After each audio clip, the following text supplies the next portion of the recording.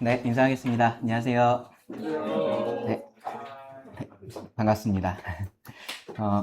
4월에 히브리서 말씀 많이 들었는데 좀 쉴 줄 알았는데 5월에 금방 또 있죠. 네, 히브리서 오늘 11장 말씀을 같이 보시겠습니다. 히브리서 11장 오늘은 1절부터 3절만 같이 보려고 하고요. 믿음의 대열을 따르라 라는 제목으로 말씀을 나눌 겁니다. 히브리서 저자가 이제 10장 18절까지 말씀을 통해서 예수님이 얼마나 위대하신 분이신지 그 예수님의 위대하심에 대해서 역설을 했었고요. 그리고 특별히 이제 인간의 그런 궁극적인 문제인 이 죄사함이 오직 예수님을 통해서만 그렇게 가능하다라는 사실을 이제 본론에서 강조를 했었습니다. 그리고 이제 바로 이어지는 말씀에서 저자는요, 그런 사실에 오직 믿음으로서만 반응을 해야 한다라는 것을 이제 실제적으로 도전을 하고 있어요. 이 믿음에 대해서 이제 얘기를 하게 될 겁니다. 성경이 말하는 믿음에는요, 몇 가지 중요한 특징들이 있어요. 우리가 믿음이 뭐냐라고 그렇게 물어보면은 사실은 믿음이 뭐예요? 이제 그렇게 얘기하기가 사실 쉽지 않잖아요. 그렇죠? 근데 이제 성경이 말하고 있는 믿음의 특징 같은 것들이 몇 가지가 있습니다. 예수님께서 말씀하셨던 것을 보면요, 예수님은 이 믿음에 있어서 겸손한 특징에 대해서 말씀을 하셨어요. 마태복음 18장 3절에 보시면 이르시되 진실로 너희에게 이르노니 너희가 돌이켜 어린아이들과 같이 되지 아니하면 결단코 천국에 들어가지 못하리라 라고 그렇게 말씀을 하십니다. 우리가 천국에 들어가려면 구원 받으려면 믿어야 된다라는 걸 알죠. 그렇죠? 근데 그 믿음이라는 것에 대해서 예수님은 어린아이들과 같이 되는 것이라고 표현을 하신 거예요. 이 어린아이와 같은 믿음, 겸손한 믿음이 필요하다라고 말씀을 하신 겁니다.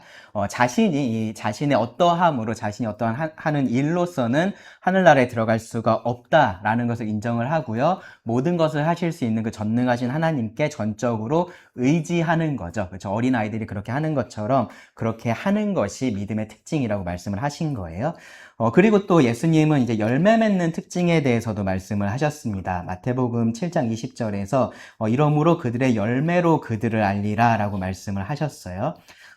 이 믿음의 열매라는 것은요, 율법의 행위 혹은 뭐 종교적인 의식을 행하는 것, 그런 것하고는 달라요. 마태복음 7장 22절, 23절에서는 예수님 이렇게도 말씀하셨는데요. 그날에 많은 사람이 나더러 이르되 주여 주여 우리가 주의 이름으로 선지자 노릇하며 주의 이름으로 귀신을 쫓아내며 주의 이름으로 많은 권능을 행하지 아니하였나이까 하리니 예수님을 찾아와서 내가 예수님의 이름으로 이렇게 많은 일들을 했습니다 라고 말할 사람들이 있다라는 거죠. 근데 그들에 대해서 예수님께서 이렇게 하겠다라고 말씀을 하셨어요. 그때 내가 그들에게 밝히 말하되 내가 너희를 도무지 알지 못하니 불법을 행하는 자들아 내게서 떠나가라 하리라. 예수님께서 말씀하신 이 열매라는 것은요, 그렇게 무언가 겉으로 하는 것에 집중되어 있지 않고요, 내면에서 시작되어서 이 진정한 회개의 열매로서 맺히는 것이 참된 열매입니다. 진짜 믿음은 이런 열매를 맺는다라는 거예요. 그리고 이제 예수님께서 말씀하셨던 믿음의 특징 중에 하나가 또 뭐가 있냐 하면요, 견디는 겁니다. 견디는 거. 인내하는 믿음에 대해서 말씀을 하셨어요. 예수님께서 이제 제자들이 박해를 받을 것에 대해서 말씀을 해주시면서 마태복음 10장 22절에 보시면은 끝까지 견디는 자는 구원을 받으리라 라고 그렇게 말씀을 하셨습니다. 이 끝까지 견디는 믿음이 참된 믿음이기 때문에 그런 믿음을 가진 자들이 구원을 얻을 거다라고 말씀을 하신 거예요. 우리가 지난 주일에 이 네 가지 땅의 비유를 들었었잖아요. 그렇죠? 그 네 가지 땅의 비유에서도 우리가 볼 때는 믿음처럼 보이는 그러한 모습들이 묘사된 것들이 있어요. 돌밭, 빠르게 싹이 올라오죠. 그렇죠? 그러한 것들 믿음이 있는 것처럼 보입니다. 가시떨기도 그렇습니다. 거기서도 싹이 올라오고요. 줄기가 자라납니다. 그렇게 하는 것들이 다 믿음의 모습처럼 보여요. 근데 이제 그러한 것들이 참된 믿음이 아니다라고 예수님은 말씀을 하셨어요. 왜 그것이 참된 믿음이 아니라는 것을 우리가 알 수 있죠? 열매를 맺지 못하기 때문이죠. 그렇죠? 열매를 맺지 못하기 때문에 그렇습니다. 열매 맺는 좋은 땅에 대해서 예수님은 그 똑같은 비유인데 누가복음에서는 이렇게 표현을 하셨어요. 누가복음 8장 15절을 보시면 좋은 땅에 있다는 것은 착하고 좋은 마음으로 말씀을 듣고 지키어 인내로 결실하는 자니라. 인내라는 표현이 거기에 들어가 있습니다. 견디는 거죠. 그렇죠? 그러한 다른 어려움들이 전혀 없는 게 아니에요. 근데 그러한 것들을 견뎌내서 결국은 결실을 하는 것이 좋은 땅이라고 말씀을 하신 거고요. 그런 믿음이 참된 믿음이다라고 말씀을 하신 겁니다. 히브리서가 강조하고 있는 믿음, 그 믿음의 가장 중요한 특징이 지금 말씀드린 이러한 견디는 것, 인내하는 것입니다. 10장 39절, 우리가 지난 히브리서 시간에 살펴봤었던 39절 말씀을 보시면 하나님께서 기뻐하시는 의인을 이렇게 정의를 했어요. 우리는 뒤로 물러가 멸망할 자가 아니요 오직 영혼을 구원함에 이르는 믿음을 가진 자니라. 그쵸? 예, 이 믿음, 영혼을 구원함에 이르는, 거기에까지 이르게 하는 믿음을 가진 자, 뒤로 물러나서 멸망하지 않고 견디는, 인내하는 믿음을 가진 자, 그러한 믿음을 가진 자를 하나님께서 기뻐하신다. 그런 사람이 하나님께서 의롭다라고 하시는 자다라고 그렇게 말씀을 하고 있는 겁니다. 이제 11장을 우리가 살펴보게 될 텐데요. 이제 몇 주에 걸쳐서 살펴보는 거지만 이제 한 달에 한 번씩 하니까 몇 달에 걸쳐서 살펴보게 되겠죠. 그렇죠? 근데 이 11장을 보면요. 이런 믿음을 가진 자들의 예를 이제 하나하나 그렇게 들어가면서 이야기를 하고 있습니다. 그러니까 구원함에 이르는 그런 참된 믿음을 가지고 살았던 그런 사람들의 예인 거예요. 단순히 만들어낸 허구의 인물들이 아니고요. 역사의 인물들, 실제로 이런 믿음을 가지고서 살았었던 그 사람들을 말을 하고 있습니다. 특별히 이제 뒤로 갈수록 이제 그런 요소들이 더 이제 강조가 되는데요. 특별히 환난이나 유혹 중에서도 그들의 믿음의 인내를 보여줬었던 그러한 사람들, 그리고 그러한 사건들이 언급되는 것을 볼 수 있습니다. 그러한 믿음을 통해서 우리가 이들의 예를 통해서 우리가 이 믿음에 대해서 같이 좀 배워보려고 합니다. 11장을요, 크게 구분을 해보면 이렇게 할 수 있어요. 1절부터 7절까지가 기본적으로 믿음이 무엇인지에 대해서 말을 해주고요. 그리고 이 믿음이 왜 필요한지, 왜 중요한지에 대해서 말을 해줍니다. 여기에서는 이제 대표적으로 아벨과 에녹 그리고 노아가 그런 믿음의 예로서 등장을 하고요. 그리고 이제 두 번째가 8절부터 22절인데요. 여기서는 이제 아브라함을 중심으로 해서 이 족장들의 예가 제시되어 있어요. 약속을 믿고 사는 그러한 믿음의 예를 보여줍니다. 그리고 23절부터 31절은요, 모세를 중심으로 해서 옳은 것을 선택하는 그러한 참된 믿음의 예를 보여준다라고 할 수 있습니다. 그리고 마지막이 이제 32절부터 40절인데요, 여러 인물들과 사건들이 언급이 돼요. 짧게 언급이 되는데, 그러면서 이 믿음이라는 것은 온갖 환난을 당해도 결국 끝까지 견뎌낸다라는 그 사실을 강조하면서 히브리서 11장이 마무리가 됩니다.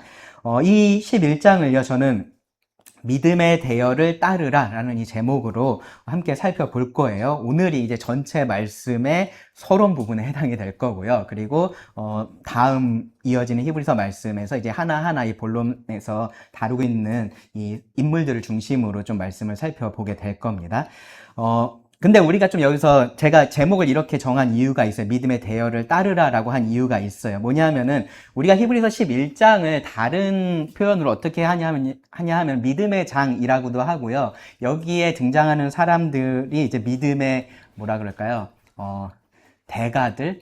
예, 뭐 그런 식으로 해가지고 믿음의 전당 이제 그러한 표현들을 사용하기도 해요. 근데 이제 그러한 것이 약간은 우리들에게 오해를 줄 수도 있는 것 같아요. 그러니까 이 사람들에 대해서 이 말씀들이 이 사람들을 우리들에게 알려주고 이 사람들이 이런 대단한 믿음의 모습을 보였으니까 이들을 존경하고 이들을 칭송하라. 그러한 목적으로서 사실은 히브리서 11장이 기록되어 있는 것은 아니에요. 그렇죠? 네. 그런 목적으로 기록된 것이 아니고요. 이들이 우리가 실제로 따라야 할 그러한 본으로서 우리들에게 기록이 되어 있습니다. 그러니까 어디 이렇게 트로피처럼 어디에 전시되어 있는 그러한 사람들이 아니고요. 실제로 치열하게 믿음의 길을 걸어갔었던 사람들인 거고 우리들에게 그 길을 따라가라라고 지금 히브리서 11장은 이야기를 하고 있다라는 거예요. 그래서 믿음의 대열을 따르라라는 제목으로 이 말씀을 좀 살펴볼 겁니다. 이들이 살았던 시대하고 우리가 살고 있는 시대가 달라요. 그렇죠? 그리고 이들도 사실은 각각마다 그 환경이 다 달랐습니다. 그래서 그 믿음의 모습도 다 다르게 드러났어요. 우리가 믿음의 삶이라고 통칭해서 이야기를 하고 있긴 하지만 그 모습들은 다 다르게 드러났습니다. 근데 공통적인 것은 뭐냐면 이들이 다 구원함에 이르는 믿음을 가진 자들이었다라는 거예요. 그 믿음은 똑같이 가지고 있었고 그 믿음이 각각의 상황에서 어떠한 특징으로서 드러났느냐가 다른 거죠. 그렇죠? 그래서 우리도 이 말씀들을 통해서 결국은 이들이 가지고 있었던 그 믿음의 특징들이 무엇인지, 우리가 가져야 할 믿음의 특징이 무엇인지를 좀 살펴보면서 우리가 어떻게 그런 삶을 살 수 있을지를 같이 생각을 해보겠습니다. 오늘은 서론 같은 말씀이라고 말씀드렸어요. 1절부터 3절만 살펴볼 건데요. 이 말씀들을 통해서 이제 우리가 계속해서 말하게 될 이 믿음이라는 것이 무엇인지에 대해서 좀 생각을 해보겠습니다. 1절부터 3절인데요. 먼저 읽어보겠습니다. 말씀을. 믿음은 바라는 것들의 실상이요 보이지 않는 것들의 증거니 선진들이 이로써 증거를 얻었느니라. 믿음으로 모든 세계가 하나님의 말씀으로 지어진 줄을 우리가 아나니 보이는 것은 나타난 것으로 말미암아 된 것이 아니니라. 방금 읽었던 이 말씀은요, 믿음의 본질에 대한 설명이다 라고 그렇게 말을 할 수 있을 것 같아요. 믿음은 이라고 시작이 되니까 이제 믿음의 정의라고도 그렇게 이야기를 할 수도 있을 텐데, 이제 엄밀히 보면은 믿음은 무엇이다 라고 그렇게 정의를 하고 있다라기보다는요, 믿음은 이런 일을 한다, 이렇게 역사한다 라고 그렇게 설명을 하고 있어요. 그래서 그것을 통해서 믿음이 본질적으로 어떤 특징을 가지고 있는지, 이런 특징을 가지고 있는 것이 진짜 믿음이다 라는 식으로 그렇게 기술이 되어 있습니다. 그래서 믿음의 본질이라고 1절부터 3절은 제목을 붙일 수 있을 것 같아요. 1절을 다시 보시면요, 믿음은 바라는 것들의 실상이요 보이지 않는 것들의 증거니라고 말을 합니다. 이 부분이 이제 가장 중요한 부분이 될 텐데, 이 말씀의 의미는요, 사실은 뒤에 나오는 그런 실제적인 예들을 통해서 훨씬 더 구체화될 거고요. 그리고 그것들을 통해서 우리가 이 의미를 더 분명하게 그렇게 알게 될 거예요. 여기서는 조금 일반적으로 이 말씀을 좀 살펴보겠습니다. 바라는 것들의 실상이라고 말합니다. 바라는 것들. 바라는 것은 소망하는 것이라고 바꿀 수도 있을 거예요. 소망하는 것은 내가 지금 가지고 있는 건가요? 가지고 있지 않은 건가요? 가지고 있지 않은 거죠. 그렇죠? 근데 가지고 싶은 건가요? 가지고 싶지 않은 건가요? 네, 맞습니다. 그렇죠? 가지고는 싶은데 가지고 있지 않은 것, 그것을 우리가 바라는 것들이라고 그렇게 이야기를 합니다. 소망하는 거예요. 그것이 미래에 속해 있습니다. 그런데 믿음은, 여기 표현을 잘 보시면 믿음은 그것에, 그 바라는 것들의 뭐라고요?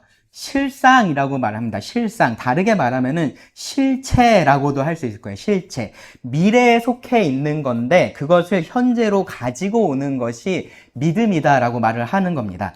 혹은요, 이렇게 말을 할 수도 있을 것 같아요. 내가 그것에 대해서, 이 바라는 것에 대해서 내가 믿음을 가지고 있다면 곧 뭐를 가지고 있다라는 거예요?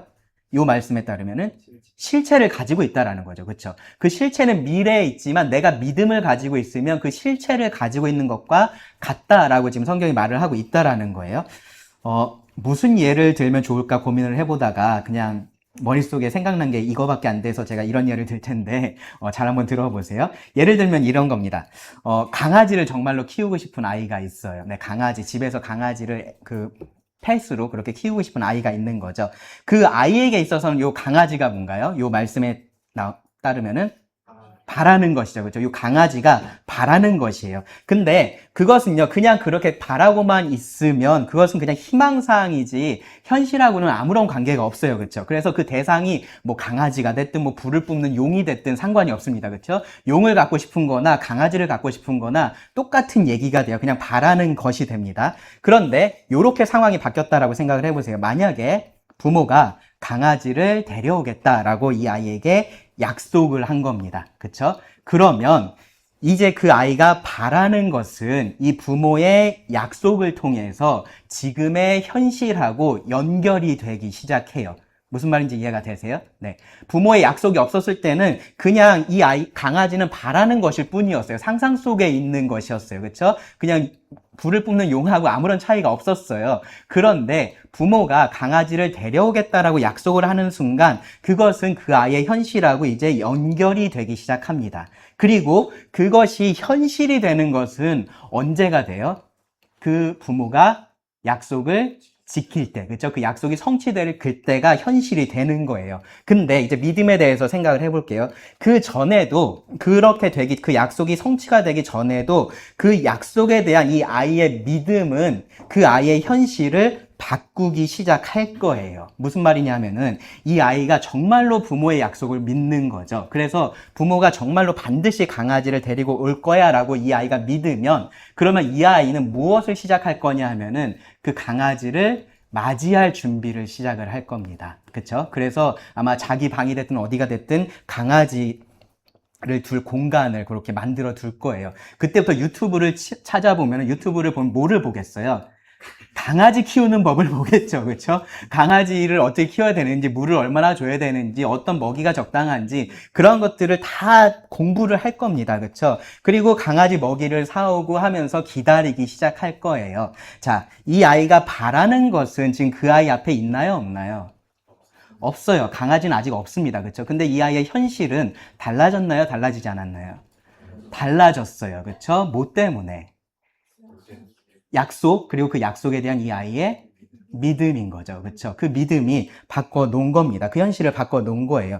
눈에 보이는 것은 아무것도 변한 게 없어요. 그렇죠? 여전히 강아지는 없고 내 집은 여전히 내 집이고 부모님은 여전히 그냥 부모님이에요. 그냥 부모님이 강아지 데려다 줄게라고 약속한 거 말고는 그런 말 한마디 한 거 말고는 달라진 게 아무것도 없는 거죠. 근데 그 약속에 대한 이 아이의 믿음은 바라는 것이 실상이 돼서 실제로 그 자리에 있는 것처럼 만들었다라는 겁니다. 그것이 이 믿음이 바라는 것들의 실상이라고 말을 할 수 있는 이유인 거예요. 이해가 되시나요? 네.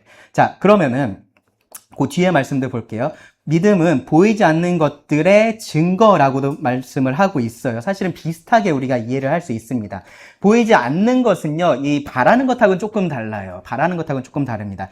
보이지 않는 것은 현재도 있기는 있는 거예요. 존재하기는 하는 건데 보이지가 않아서 내가 그것을 알 수가 없는 것을 지금 여기서 보이지 않는 것이라고 표현을 하고 있어요. 이것이 이제 우리들에게 굉장히 좀 중요한 문제가 되는데 무언가가 보인다, 보이지 않는다라는 그 사실이 우리들에게 굉장히 중요한 문제가 되는데 왜 그러냐면은 우리들에게 있어서는 이 보는 문제가 굉장히 중요해서 그렇습니다. 우리는요, 보이지 않는 것에 대해서는 그 존재를 인정하려고 하지를 않아요. 그러니까 꼭 본다라는 것이 꼭 눈으로 보는 것만 의미하는 것이 아니라 내가 그것에 대해서 경험할 수 있는 것, 내가 인지할 수 있는 것을 말해요. 그러니까 내가 들을 수 없고, 내가 만질 수 없고, 내가 경험할 수 없고, 혹은 내가 내 머리로서, 내 이성으로서 설명할 수 없고, 그런 것들에 대해서 우리는 어떻게 생각을 하냐 하면은 그런 것은 애초에 없는 거야 라는 생각을 그렇게 하는 경향이 있어요. 그것을 이제 유물론적인 가치관이다라고 말을 하고요. 물질, 눈에 보이는 것이 전부다라고 얘기를 하는 거예요. 유물론적인 가치관이라고 말을 하고요. 오늘날에 점점점 더 많은 사람들이 그런 가치관을 따르고 있습니다. 그래서 아주 쉽게 하나님에 대해서도 존재하지 않는다라고 결론을 내리는 거예요. 왜냐하면은 보이지 않으니까, 그렇죠? 보이지 않으니까, 내가 그걸 만질 수 없으니까, 내 머리로 아무리 생각을 해봐도 그 하나님에 대한 존재를 이해할 수가 없으니까 그런 존재는 그냥 없는 거야 라고 그렇게 쉽게 결론을 내리는 겁니다. 보이지 않아서 그렇습니다. 그런데 믿음이 그런 끔찍한 오해를 바로 잡아준다라는 거예요. 존재의 증거를 보고 싶어 하는 우리들에게 믿음이 그 증거를 보여준다라는 겁니다. 그래서 지금 믿음을 가지고 있는 것은요, 그 보이지 않는 것에 대한 증거를 가지고 있는 것과 같다라고 지금 여기 1절에서 말을 하고 있는 겁니다. 요 두 가지, 이제 바라는 것들과 보이지 않는 것을 여러분 생각을 해보시면, 기본적으로는, 바라는 것들은 보이지 않는 것에 포함된다라고 볼 수 있어요. 그렇죠? 보이지 않는 것이 조금 더 큰 개념이고, 그 안에 이제 바라지 않는 것들이 들어가 있다라고 이야기를 할 수 있습니다. 그래서, 요렇게 요 1절의 말씀을 다르게 말할 수 있습니다. 믿음은 결국 믿음이라는 것은, 보이지 않는 것을 보이게 하는 것. 이 믿음이라고 말을 할 수 있습니다. 보이지 않는 것을 보이게 하는 것 혹은 보게 하는 것이라고 말을 할 수 있습니다. 믿음을 가지고 있다라는 것은 그래서 그 보이지 않는 것을 내가 보고 있다라는 의미가 됩니다. 여기서 이제 우리가 절대로 오해하지 말아야 될 게 있는데, 일반적으로 사람들은요, 보지 못하는 영역 혹은 알 수 없는 영역에 대해서 그것을 받아들일 때 내가 믿는다라고 그렇게 표현을 해요. 그래서 그러다 보니까 이제 어떠한 생각들이 있냐면은 사람들은 이 믿음이라는 것과 이성이라는 것이 대조되는 것으로 생각을 합니다. 서로 상반되는 것으로 생각을 해요. 그러니까 이성의 영역이 여기에 있는 거죠. 내가 논리적으로 경험하고 알 수 있는 그러한 영역이 있는 거고, 그것을 벗어난 어떤 믿음의 영역이 따로 있다라고 그렇게 일반적으로 많이 생각을 해요. 그래서 어떤 일에 대해서는 이건 논리의 영역이야, 혹은 이것은 믿음의 영역이야, 이제 그렇게 구분지어서 이야기를 하는 것을 볼 수 있어요. 뭐 별 이유 없이 어떤 일에 대해서 그냥 이거 이렇게 될 것 같은데 특별한 이유는 없어. 그럴 때 이제 그런 말을 하는 거예요. 내가 그렇게 믿으니까 그냥 그렇게 될 것 같아. 이제 그런 식으로 이야기들을 하는 겁니다. 증거나 논리적인 설명이 없거나 부족할 때 그것을 그럼에도 불구하고 내가 사실로 받아들이는 것을 믿음이라고 이야기를 하는 거예요. 성경이 말하는 믿음도요, 어떤 면에서는 특징적으로는 그런 면에서는 동의를 해요. 보이지 않는 영역, 알 수 없는 영역을 받아들인다라는 그러한 특징적인 면에서는 동의를 합니다. 그러다 보니까 이제 많은 사람들이 성경에서 말하고 있는 이러한 믿음에 대해서도 똑같이 그렇게 생각을 해요. 뭔가 이성에 대조되는 개념, 논리와 대조되는 개념, 이제 그런 개념으로 생각을 해요. 논리와 과학의 영역이 이쪽에 있고 이쪽에 믿음과 신앙의 영역이 있다라고 그렇게 이야기를 하는 겁니다. 그런데 성경이 말하고 있는 믿음이라는 것은 사실은 그렇지가 않아요. 일반적인 믿음과 성경이 지금 우리가 말하고 있는 이러한 믿음은요, 그러한 보이지 않는 것을 받아들인다라는 면에서는 특징적으로 비슷하다라고 할 수 있는데 결정적인 차이가 있습니다. 무슨 차이가 있냐면은 성경의 믿음은 그 대상이 분명히 실제한다라는 거죠. 실체가 반드시 존재한다라는 면에서 다릅니다. 그러니까 바라는 것이라고 표현을 했는데 이 바라는 것이 단순히 희망사항이 아닌 거예요. 그것은 약속된 것을 소망하는 것을 성경은 바란다라고 그렇게 말을 해요. 보이지 않는 것은요, 그냥 내 이 육신의 눈에 보이지 않을 뿐이지 그것이 없는 것은 아닌 겁니다. 그래서 이 성경의 믿음이라는 것은요, 분명한 실체가 그 대상이 된다라는 면에서 분명히 우리가 일반적으로 생각하는 믿음하고는 다른 믿음이에요. 그래서 성경이 말하고 있는 믿음은 이성과 논리에 반하는 개념이 아니고요. 오히려 그것에 기초해 있는 개념이라고 말을 해야 돼요. 오히려 믿지 않는 것이 이 이성과 논리에 반하는 일이 됩니다. 사실을 거부하는 것이 되기 때문에 그래요. 실체가 있는데 단순히 그것을 내가 보지 못하기 때문에, 내가 그것에 대해서 다 알지 못하기 때문에 부정하는 것이 되기 때문에 그렇습니다.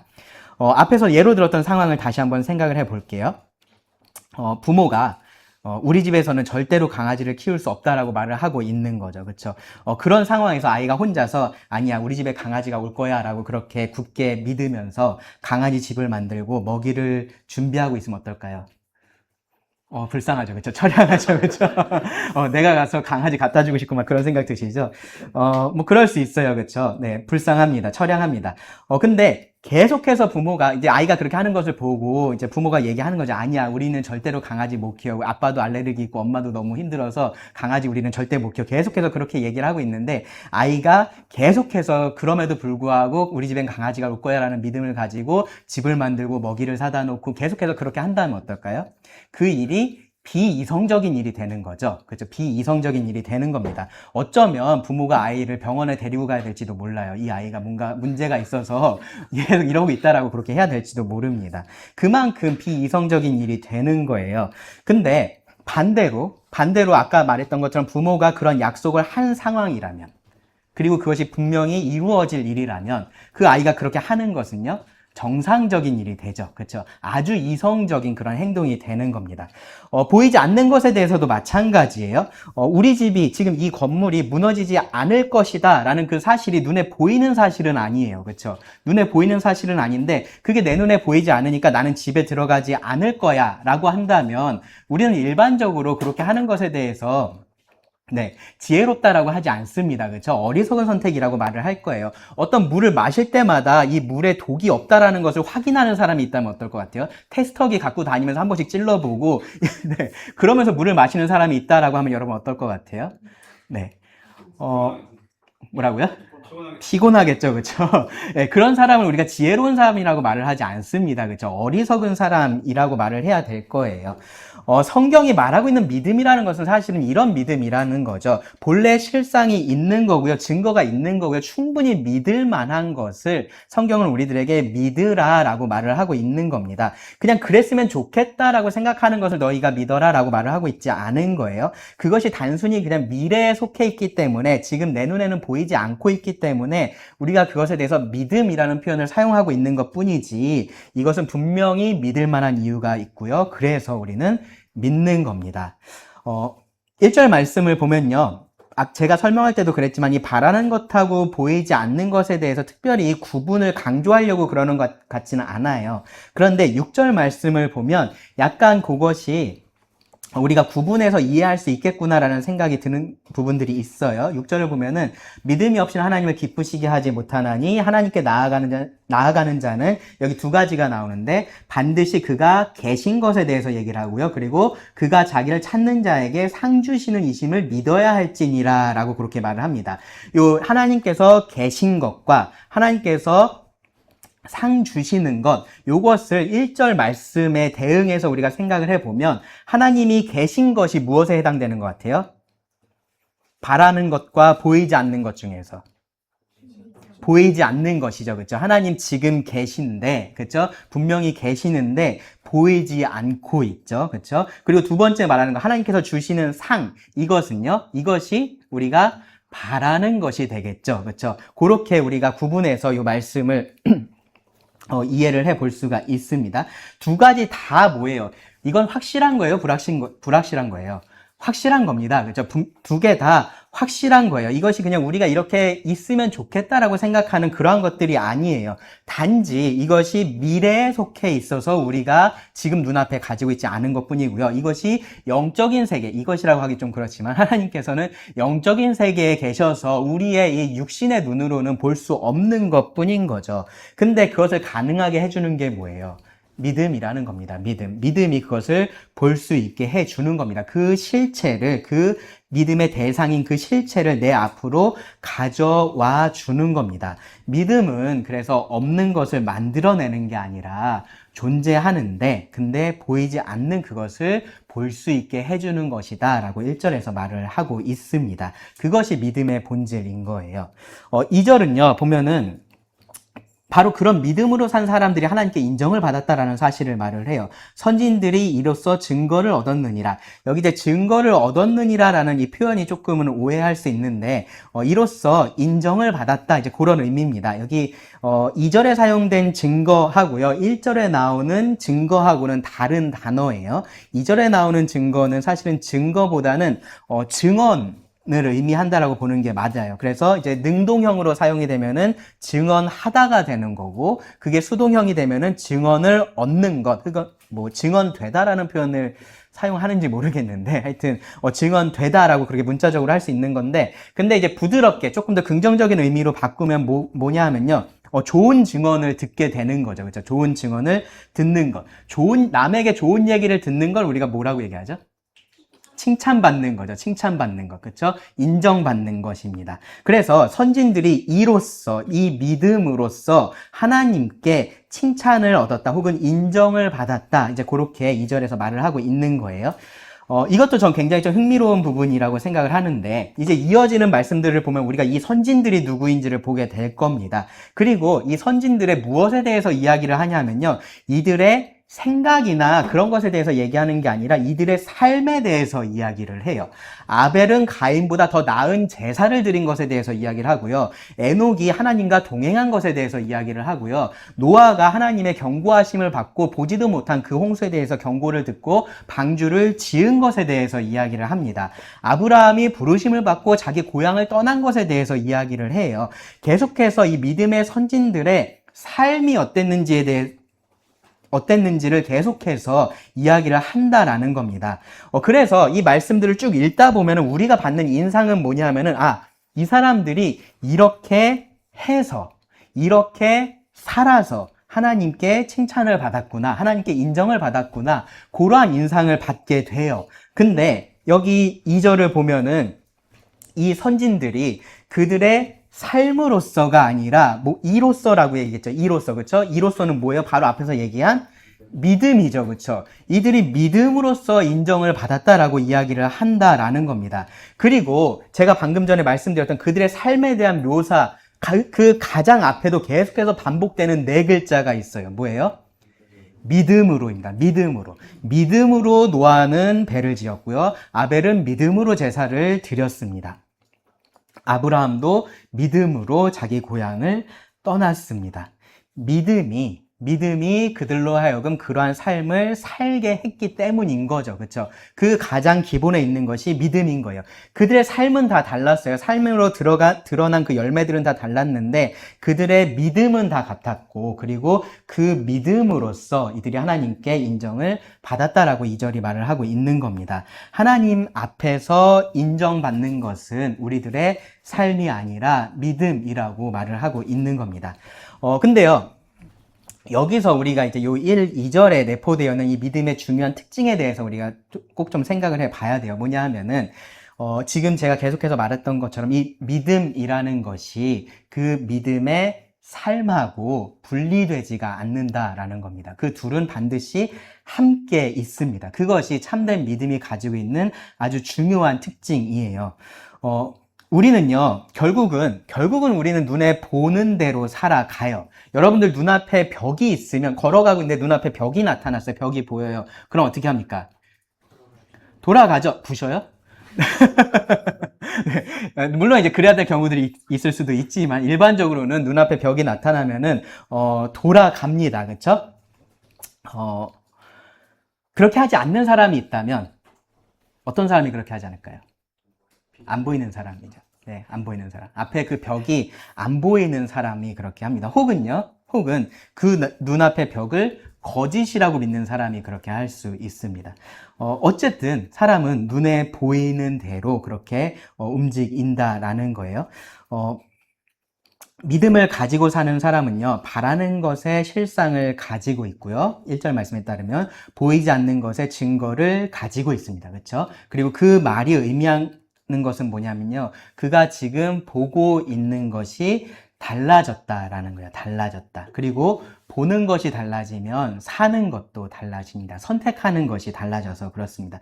자연스럽게 그렇게 될 수밖에 없는 거예요. 눈앞에 벽이 나타나면은 돌아가야 되는 거죠. 그렇죠? 강아지가 우리 집에 올 것을 알면은 집을 지어놔야 되는 거죠. 그렇죠? 그러한 것들이 자연스럽게 따라오는 결과들이라는 거예요. 반대로 그 말을 반대로 생각을 해보면은, 만약에 나는 믿는다라고 얘기를 하고 있고 그것을 통해서 이렇게 보고 있다라고 얘기를 하고 있는데, 사는 것이 달라지지 않았다면, 사는 것이 그전과 똑같다면, 여전히 벽이 있는데 거기에 가서 계속해서 부딪히고 있다면, 여전히 강아지 집을 안 짓고 있다면, 그러면 그것이 의미하는 것은 뭐예요?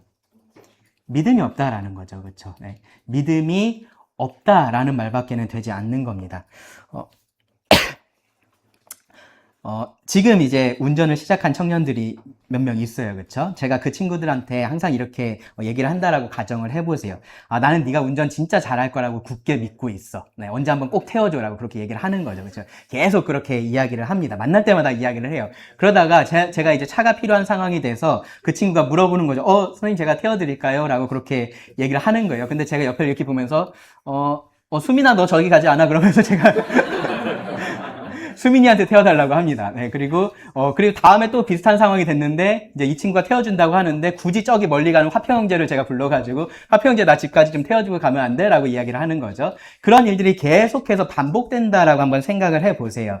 그러면, 저는 이 사람한테 나는 네가 운전을 잘할 거야 라고 말은 하고 있고, 그렇게 믿는다라고 말은 하고 있는데, 실제로 저는 그거를 믿고 있는 건가요? 믿고 있지 않은 건가요? 안 믿고 있는 거죠. 네, 안 믿고 있다라는 것을 무엇을 통해서 말을 하고 있는 건가요? 네, 제 행동을 통해서. 네, 제 행동을 통해서. 제 입으로가 아니라 제 행동을 통해서 그렇게 말을 하고 있는 겁니다. 앞뒤가 맞지 않는 거예요. 그쵸? 나는 저 사람을 믿고 있지 않다라고 해야지만 말이 되는 상황이 되는 겁니다. 믿음이 바라는 것들의 실상이고요. 그리고 보이지 않는 것들의 증거라는 사실은요. 결국은 우리의 그 믿음이 지금의 삶을 바꾼다라는 의미가 되는 거고요. 그리고 역으로 지금의 우리의 삶이 우리의 믿음이 어떠한지를 증언한다라는 의미가 되는 겁니다. 이 부분이 이제 우리가 앞으로 히브리서 11장을 살펴보면서 계속해서 우리 자신을 좀 점검해 봐야 될 그러한 부분들이 될 거예요. 그래서 여러분 앞으로 이제 히브리서 말씀을 계속해서 들으시면서 이 질문을 해보시기 바랍니다. 나는 정말로 무엇을 바라고 있는지, 나는 정말로 무엇을 소망하고 있는지, 내가 소망하고 살아가고 있는 것, 내 삶을 변화시키고 있는 것, 움직이고 있는 것이 무엇인지 생각해 보시기 바랍니다. 내가 지금 눈으로 보고 있는 것, 내가 정말로 믿음으로 보고 있다라고 말하고 있는 그것이 무엇인지 여러분 반드시 점검을 해 보시기 바랍니다. 그냥 내 생각만 점검해 보지 마시고요. 내 삶이 말하고 있는 답도 점검을 해 보셔야 됩니다. 하나님께서 그 믿음을 같이 보시는 것이기 때문에 그렇습니다. 이제 3절부터 히브리서 저자가 이제 믿음으로 시작되는 이 믿음의 예들을 보여줘요. 근데 이제 특정한 인물로 넘어가기 전에 우리의 일반적인 믿음에 대해서 먼저 이야기를 해줍니다. 3절을 보시면 믿음으로 모든 세계가 하나님의 말씀으로 지어진 줄을 우리가 아나니 보이는 것은 나타난 것으로 말미암아 된 것이 아니니라 라고 말씀을 해요. 그러니까 멀리 갈 것도 없이 우리가 다 이런 믿음 지금 가지고 있는 거 아니냐라는 얘기를 먼저 하면서 시작을 하는 겁니다. 물론 이제 오늘날 많은 사람들은 이런 믿음도 없어요. 그렇죠? 오늘날 사람들은 나타난 것이 원인이 돼서 보이는 것이 되었다라고 그렇게 설명을 하려고 굉장히 노력을 하고 있습니다. 그렇죠? 어떠한 다른 보이지 않는 무에서 유가 만들어진 것이 아니라 최초에 무언가가 있었고 그것이 지금 우리가 보고 있는 이 모든 것들을 만들어냈다라고 그렇게 이야기를 해요. 그렇죠? 그것이 우주의 빅뱅인 거고요. 그것이 지금 말하고 있는 진화론인 겁니다. 나타난 것들이 보이는 것이 됐다라고 이야기를 하고 있는 거예요. 그런데 최소한 이 히브리서의 독자들은 이 모든 세계가 하나님의 말씀으로 지어졌다라는 그 믿음은 가지고 있었던 겁니다. 정확히 말하면요, 그것은 지식이었어요. 여기 표현해 보시면은 우리가 아나니라고 하잖아요. 그렇죠? 그 지식을 가지고 있었고요. 그 지식이 어디서 왔냐면은 믿음으로 왔습니다. 믿음으로. 이들이 막 연구해 보고 실험해 보고 그렇게 해서 알아낸 것이 아니라 하나님께서 말씀하신 것을 이들이 믿었기 때문에 그런 올바른 지식을 가지고 있었다라고 지금 얘기를 하고 있는 거예요. 그들 중에 지금 우리도 마찬가지지만 이 히브리서의 독자들 중에서 하나님께서 세상을 그렇게 만드시는 거 본 사람 아무도 없습니다. 그렇죠? 아무도 그것을 보지는 못했어요. 동시에 그들 중에 누구도 그럼에도 불구하고 하나님께서 그렇게 하시지 않았다라고도 그렇게 생각하고 있지 않았습니다. 무슨 말이냐면은 누구도 세상이 저절로 생겨났다라고 그렇게 생각하지는 않았다라는 거예요. 근데 그 이유가 뭐냐면은 이들이 믿었기 때문이다라고 얘기하는 겁니다. 이들이 하나님의 말씀을 믿었기 때문에 그 말씀에 기초해서 이들은 창조에 대한 믿음을 가지고 있었고요. 그래서 하나님의 말씀으로 세상이 무에서 유로 창조되었음을 이들이 알고 있다라고 지금 이 저자가 말을 하고 있는 거예요. 이 믿음이 보이지 않는 것에 대한 증거가 돼서 참된 지식을 갖게 한 겁니다. 그리고 이제 이 믿음이 더 구체화되고 현실화돼서 이제 내 삶의 방향을 바르게 하고 모든 선택을 다르게 만들어야 한다라는 얘기를 이제부터 히브리서 저자가 할 거예요. 그러면서 이제 여러 사람들의 예를 들어서 이야기를 하는 겁니다. 말씀드렸었던 것처럼 이 사람들은 우리들의 선진들이고요. 여기 12장 1절에 보면은 구름같이 둘러싼 허다한 증인들이라고 말을 하고 있습니다. 그러니까 우리가 그냥 우러러 보기만 할 사람, 대단한 사람들이라고만 그렇게 얘기할 사람들이 아니고요. 우리보다 먼저 이 길을 걸어간 그 사람들인 거고 이 길이 옳은 길이다라는 것을 증언한 사람들인 거예요. 그리고 우리도 이 믿음의 대열을 따라가야 됩니다.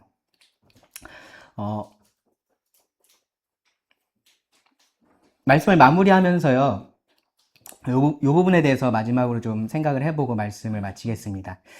사실 우리들뿐만 아니고요. 세상 많은 사람들이 이 믿음에 따라서 살아가요. 그렇죠? 다들 각자의 믿음을 가지고 살아갑니다. 근데 그럼 우리가 가지고 있는 믿음이라는 것은 결국 뭐가 다른 거냐라는 생각을 우리가 해볼 수가 있습니다. 뭐가 다르면요. 오늘 우리가 함께 살펴봤던 말씀에 따르면요. 그들의 믿음은 허상을 만들어내는 건데 우리의 믿음은 실상을 보여준다라는 그 사실이 다릅니다. 그들의 믿음은 위증을 만들어내는데요. 없는 것을 있는 것처럼 그렇게 보여주지만 우리의 믿음은요. 엄연한 증거가 된다라는 사실이 분명히 다릅니다. 그래서 그들의 믿음은 결국은 언젠가 헛된 것으로 드러나게 되지만 우리의 믿음은 참된 것으로 드러나게 된다라는 것이 다릅니다. 하나님은 보이지 않으시지만 살아계신 분이시고요. 그리고 그 하나님의 약속도 반드시 현실이 될 것이기 때문에 그렇습니다. 우리가 이 분명한 사실을 믿고서 살아간다라는 점이 다릅니다. 아마 어쩌면 여러분도 이런 고민을 좀 해보실 때가 있을지 모르고요. 그리고 누군가 여러분 옆에서 이런 얘기들을 할지도 몰라요. 믿는 건 좋은데, 근데 그런 믿음을 위해서 지금 현실에서 포기하는 게 너무 많은 거 아니냐. 그런 식으로 좀 의문이 생길 수도 있습니다. 누군가 옆에서 그렇게 질문을 할 수도 있어요. 그런데 전혀 그렇지가 않습니다. 왜 그러냐면요. 우리는 현실을 포기하고 있는 것이 아니어서 그래요. 우리가 현실에서 무언가를 포기하고 있는 것이 아니라 우리가 지금 제대로 된 현실을 살아가고 있는 것이어서 그렇습니다. 우리의 믿음이라는 것이 단지 미래에만 국한되어 있지 않아서 그래요. 우리의 믿음은 우리가 사는 현실을 제대로 보여주고 있습니다. 믿음이 없이는요, 마치 우리가 사는 것은요, 이런 모습하고 같아요. 믿음이 없이 산다라는 것은 그냥 깜깜한 길을 걸어가고 있는 것과 똑같습니다. 어디로 갈지도 모르고요, 눈앞에 뭐가 있는지도 몰라요. 그냥 걸어가는 겁니다. 걸어가다 보면은 눈앞에, 발에 뭔가가 부딪히죠. 그쵸? 부딪히면은 넘어집니다. 그러다가 저쪽에서, 야, 여기가 길인 것 같아 라고 불러요. 그럼 그 소리가 나는 곳으로 갑니다. 근데 여전히 깜깜해서 보이진 않아요. 그리고 그 길을 따라가다 보면은 또 똑같이 부딪히고 넘어지고, 그러한 일들이 반복돼요. 그런데 성경이 말하는 믿음이라는 것은요, 그런 어두운 길에서 우리들에게 비춰주는 등불 같은 거예요. 여기에 뭐가 있는지를 제대로 보여주는 겁니다. 저 앞에 뭐가 있는지를 보여주는 겁니다. 무엇을 내가 피해야 되는지를 보여주는 거예요. 나에게 정말로 뭐가 좋은 것인지 뭐가 나쁜 것인지를 알게 하는 것이 믿음인 겁니다. 뭐가 정말로 가치가 있는 것이고 뭐가 정말로 중요한 것인지를 알게 해주는 것이 믿음이에요. 믿음으로 보지 못하는 사람에게는요, 이 땅에서의 목숨을 잃는 것이 정말로 최악의 상황이 되는데, 그런데 믿음으로 보는 사람에게는요, 그것이 영생을 얻는 그러한 길이 돼서 최선의 상황이 됩니다. 마태복음 16장 25절에 보면 예수님께서 이렇게 말씀을 하셨어요. 누구든지 제 목숨을 구원하고자 하면 잃을 것이요, 누구든지 나를 위하여 제 목숨을 잃으면 찾으리라. 이것이 믿음으로 보지 못하는 사람에게는 너무나 말도 안 되는 얘기인 거죠. 그렇죠? 가장 중요한 목숨을 잃는데 거기서 좋을 게 뭐가 있을 수가 있어? 라고 말할 수밖에 없는 그러한 말씀인 거예요. 그런데 믿음으로 이것을 볼 수 있는 사람이라면, 그렇다면은 여기서 말하고 있는 이 목숨이라는 것이 지금 눈앞에 보이는 이 목숨이 아니라 영원한 생명, 영원한 것을 말하고 있다는 것을 알 수 있고요. 그것을 위해서 지금 이 눈앞에 있는 것을 포기하는 것이 얼마나 가치 있는 것인지가 보이는 거고요. 그리고 그 길을 선택할 수가 있는 겁니다. 그래서 여러분, 믿음으로 보지 못하고 있는 사람들, 그러니까 나하고는 다른 것을 보고 있는 사람들, 그 사람들의 말에 여러분 흔들리지 마시기 바랍니다. 그리고요, 또 나도 마치 보지 못하고 있는 사람처럼 그렇게 초조해하지 마시기 바랍니다. 지금 눈앞에 보이는 것들로 인해서 여러분 주저하지 마시기 바랍니다. 여기 10장 35절 말씀처럼요, 여러분의 담대함을 버리지 마시기 바랍니다. 마지막으로 고린도 후서 말씀을 같이 좀 찾아서 읽어보고 말씀을 마무리를 할게요. 고린도 후서 4장인데요. 좀 앞으로 넘기시면 있습니다. 고린도 후서 4장 16절부터 5장 10절 말씀까지 같이 읽어보죠. 고린도 후서 4장 16절부터 5장 10절입니다. 다 찾으셨어요? 네, 찾았으면 우리 같이 한 목소리로 한번 읽어보겠습니다. 시작. 그러므로 우리가 낙심하지 아니하노니 우리의 겉사람은 낡아지나 우리의 속사람은 날로 새로워지도다. 우리가 잠시 받는 환난에 경한 것이 지극히 크고 영원한 영광에 중한 것을 우리에게 이루게 함이니 우리가 주목하는 것은 보이는 것이 아니요 보이지 않는 것이니 보이는 것은 잠깐이요 보이지 않는 것은 영원함이라. 5장 1절이요. 만일 땅에 있는 우리의 장막집이 무너지면 하나님께서 지으신 집 곧 손으로 지은 것이 아니요 하늘에 있는 영원한 집이 우리에게 있는 줄 아느니라. 참으로 우리가 여기 있어 탄식하며 하늘로부터 오는 우리 처소로 덧입기를 간절히 사모하노라. 이렇게 입음은 우리가 벗은 자들로 발견되지 않으려 함이라. 참으로 이 장막에 있는 우리가 짐진 것 같이 탄식하는 것은 벗고자 함이 아니요 오히려 덧입고자 함이니 죽을 것이 생명에 삼킨 바 되게 하려 함이라. 곧 이것을 우리에게 이루게 하시고 보증으로 성령을 우리에게 주신 이는 하나님이시니라. 그러므로 우리가 항상 담대하여 몸으로 있을 때에는 주와 따로 있는 줄 아노니 이는 우리가 믿음으로 행하고 보는 것으로 행하지 아니함이로라. 우리가 담대하여 원하는 바는 차라리 몸을 떠나 주와 함께 있는 그것이라. 그런즉 우리는 몸으로 있든지 떠나 있든지 주를 기쁘시게 하는 자가 되기를 힘쓰노라. 이는 우리가 다 반드시 그리스도의 심판대 앞에 나타나게 되어 각각 선악간에 그 몸으로 행한 것을 따라 받으려 함이라. 여러분 이 바울의 고백에 동의하시나요? 네. 여러분 정말로 몸을 떠나서 주님과 함께 있는 것, 그것이 정말로 여러분들이 바라고 계신 건가요? 네. 아직 조금 더 살고 싶고 그런 마음이 이게 정말로 우리가 바라는 것이 될 때, 그때, 그리고 그것이 정말로 내가 믿음으로 그것을 바라볼 때에 지금의 삶이 정말로 다르게 보이기 시작할 겁니다. 여기 9절에서 말하는 것처럼 몸으로 떠나 있든지 지금 이 몸으로 있든지 떠나든지 그것이 나에게 중요한 것이 되지 않고요. 주를 기쁘시게 하는 것이 나에게 있어서 가장 중요한 것이 될 겁니다. 그러면 믿음으로 행하고 보는 것으로 행하지 않을 수 있을 겁니다. 이런 관점에서 여러분 지금 삶을 볼 수 있어야 돼요. 그렇게 보면요. 내가 정말로 지금 아무것도 포기하고 있는 게 없구나라는 생각이 들 거예요. 이 모든 삶이요, 사실은 무언가를 얻고 있는 삶입니다. 무언가를 벗어내고 있는 것이 아니라 덧입고 있는 그런 삶을 우리가 살고 있는 겁니다. 궁극적으로 이 믿음으로 사는 삶이 모든 것을 얻는 삶이 됩니다. 그러니까 여러분, 보는 것으로 행하지 마시고요. 믿음으로 행하시기를 바랍니다. 기도하고 마치겠습니다. 하나님 또 우리들에게 오늘 주신 이 말씀에 감사를 드립니다. 하나님께서 우리의 믿음의 눈을 더욱더 밝혀주시기를 구합니다.